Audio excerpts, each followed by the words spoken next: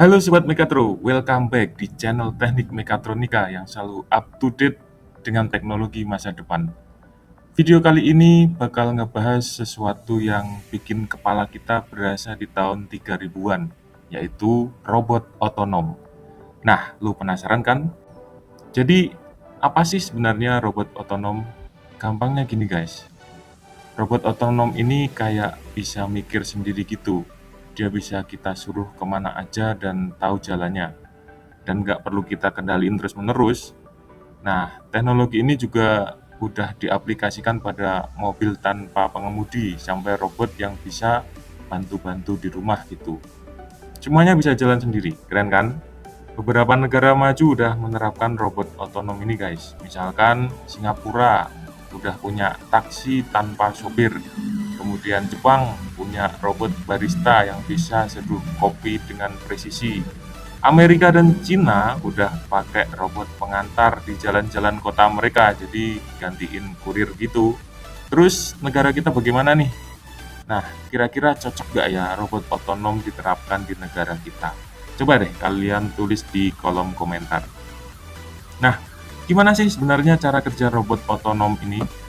Jadi mereka ini punya sensor-sensor canggih guys, yang mana sensornya ini bisa baca situasi di sekitarnya.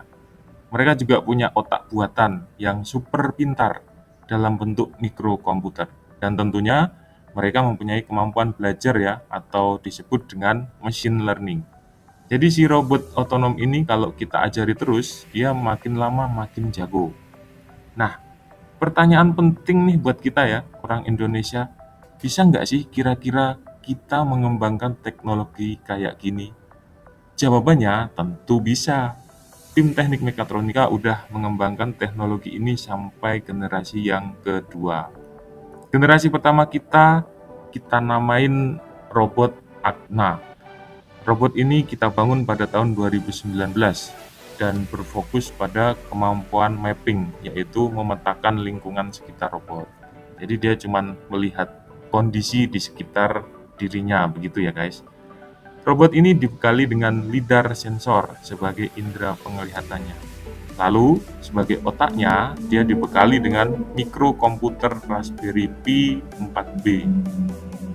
Robot Agna ini sebenarnya udah berfungsi dengan baik sih guys, tapi tim kami masih belum puas gitu ya. Kecepatan jelajahnya masih rendah dan gerakannya masih kaku. Selain itu dia dikembangkan dengan bahasa pemrograman yang kurang fleksibel, jadi agak sulit dikembangkan.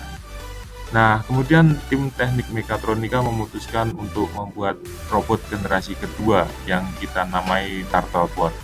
Turtlebot ini juga udah kita bahas di video yang lain ya guys, jadi kalau kalian penasaran bisa cek videonya.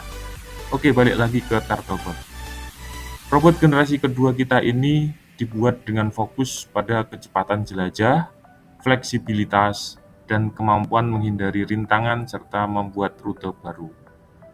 Robot kita ini masih menggunakan otak yang sama ya guys, yaitu mikrokomputer Raspberry Pi. Kali ini kita program dia dengan menggunakan bahasa pemrograman Python yang lebih fleksibel.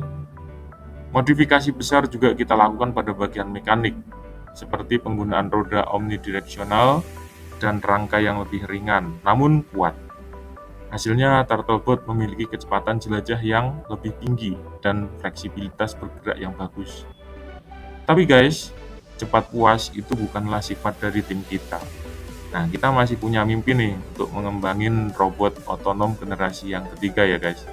Dengan fokus di kecerdasan. Jadi kita sudah membuat berbagai macam riset yang kita lakuin di lab kecerdasan buatan yang kita miliki. Nah, bentar lagi kita akan ngembangin robot otonom generasi ketiga kita yang tentunya dibekali dengan ya kecerdasan yang lebih baik begitu ya guys. Oke teman-teman, itu tadi pembahasan tentang robot otonom yang super canggih dan bagaimana tim teknik mekatronika mengembangkan teknologi tersebut. Makanya guys, subscribe dan nyalain lonceng agar kalau generasi ketiga kita keluar, kalian nggak ketinggalan. Kita bisa terus bahas-bahas hal keren lainnya. Sampai jumpa di video berikutnya dan tetaplah berinovasi. Bye-bye.